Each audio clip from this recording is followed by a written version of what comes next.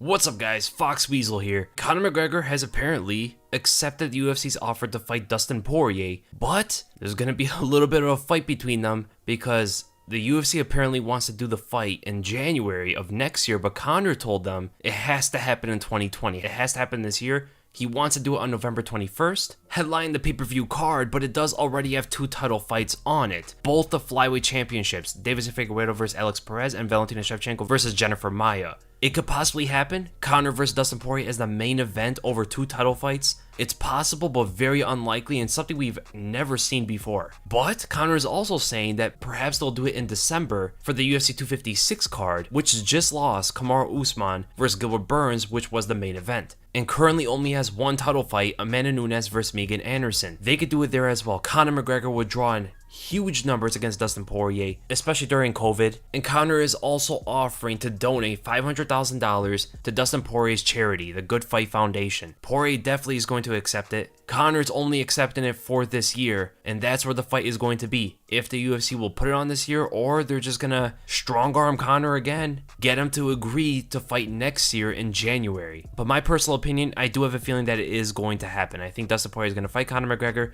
A lot of people are speculating that Jorge Masvidal versus Colby Covington or the heavyweight title fight of Stipe Miocic versus Francis Ngannou 2, either of those fights are going to headline the December pay-per-view card. There are other matchups that the UFC wants to put on those pay-per-view cards, right? November and December have lost a bit of steam. But to be honest, it's great for us fans. We're going to be able to see Conor versus Dustin, Tony Ferguson probably in there somewhere, probably him versus Michael Chandler, Stipe versus Francis too, Jorge versus Colby. There's a lot of exciting fights that could put 2020 in a very happy ending. And above all else, this is the fight that's going to warrant Conor the title shot that he wants. If he beats Dustin Poirier, who mind you is coming off a win over Dan Hooker, and someone that Khabib has acknowledged as the guy to beat to get the title shot, if Conor goes and beats that guy, he gets that title shot against either Khabib or Justin Gaethje, whoever wins that fight. The UFC is going to be very happy. Conor's going to be very happy, and a lot of fans are going to be very happy. And who do I see winning this fight? I personally do see Conor McGregor defeating Dustin Poirier. Conor McGregor's striking style is just so hard for Dustin to compete up with,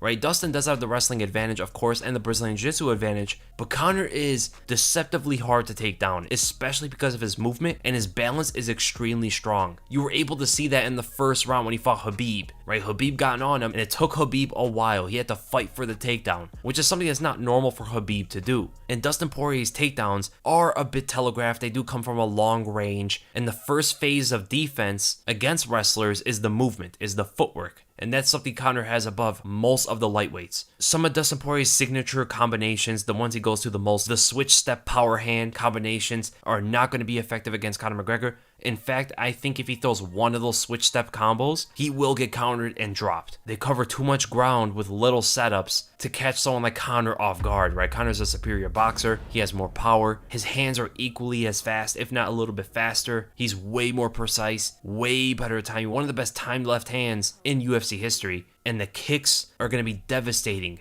against Dustin Poirier.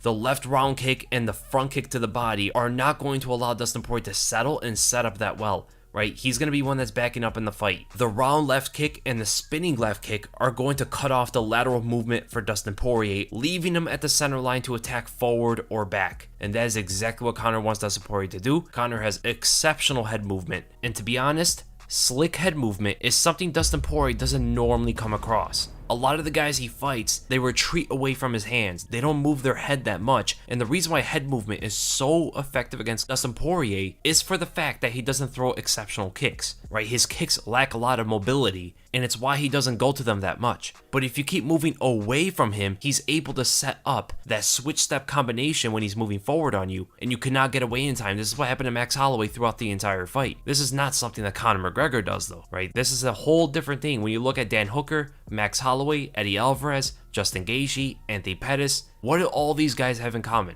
They use their feet to get away from Poirier's punches. They move away, they retreat from him. Other than really Justin Gaethje, who kind of stood his ground and acted almost like a heavy bag in the fight, Conor McGregor is going to use exceptional head movement, and that's going to be a big problem for Dustin Poirier. And I just do not see Dustin Poirier able to land that meaningfully on Conor, to be honest. So I do see Conor McGregor winning by a second round knockout. And off of this win, Conor probably warrants a title shot where Tony Ferguson and Michael Chandler, these guys haven't fought yet. And there are no fights for them that are lined up yet. So this is some exciting news, and I hope everything comes into fruition. Fox Weasel out.